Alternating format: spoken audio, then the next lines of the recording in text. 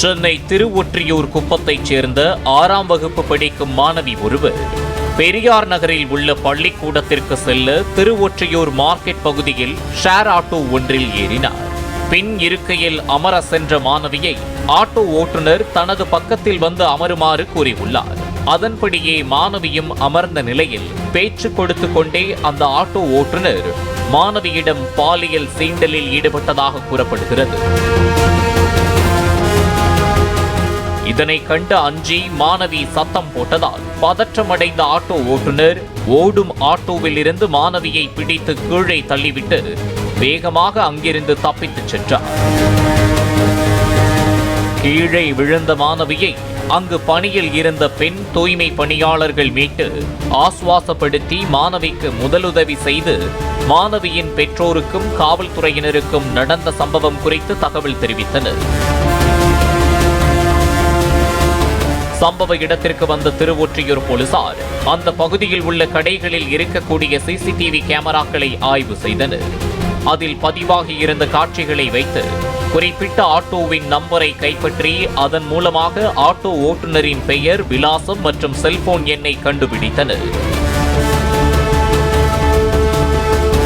மாணவிக்கு பாலியல் சீண்டல் கொடுத்த நபர் மணலி பெரிய மாத்தூர் நேரு நகர் 1வது தெருவைச் சேர்ந்த 61 வயதான சண்முகம் என்பது தெரியவந்தது. செல்போன் எண்ணை வைத்து டிராக் செய்த போது அவர் எண்ணூர் விரைவு சாலையில் உள்ள பாப்புலர் எடைமேடை அருகே கடற்கரை பகுதியில் ஆட்டோவை நிறுத்தி வைத்துவிட்டு கடற்கரை பகுதியில் கற்களுக்கு இடையே மறைந்திருப்பது தெரியவந்தது.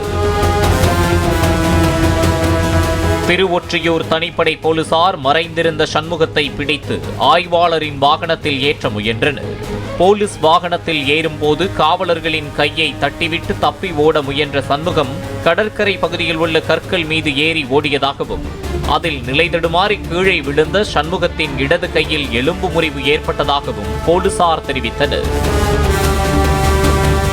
கீழே விழுந்து காயமடைந்த சண்முகத்தை மீட்டு அரசு ஸ்டான்லி மருத்துவமனைக்கு போலீசார் கொண்டு சென்று சிகிச்சை அளித்து அவரது இடது கைக்கு மாவு கட்டு போடப்பட்டது. இதுபோன்ற காமுகர்களால் நல்ல பல ஆட்டோ ஓட்டுநர்களையும் மக்கள் சந்தேக கண்கொண்டு பார்க்கும் சூழல் ஏற்பட்டுள்ளது. ஆட்டோவில் அளவுக்கு அதிகமான பயணிகளை ஏற்றுவதை ஷேர் ஆட்டோ ஓட்டுநர்கள் வழக்கமாக்கி உள்ளனர். பின்னால் இடம் இருந்தாலும் கூடுதல் பயணிகளை ஏற்றும் திட்டத்துடன் முதலில் வருபவர்களை தங்கள் இருக்கையில் இடது வலது என அமர கூறுவதாகவும் போக்குவரத்து போலீசாரும் இதனை கண்டும் காணாமல் இருப்பதால் தான் இதுபோன்ற பாலியல் தொல்லை சம்பவங்கள் அரங்கேற காரணமாவதாகவும் கூறப்படுகின்றது. பாலிமர் செய்திகளுக்காக திருவொற்றியூர் செய்தியாளர் வெங்கடேசன் மற்றும் வேல்ராஜ். பிளே ஸ்டோர் மற்றும் ஆப் ஸ்டோரில் இருந்து பாலிமர் செயலியை QR கோடு மூலம் பதிவிறக்கம் செய்யுங்கள். செய்திகளை உடனுக்குடன் பெறுங்கள்.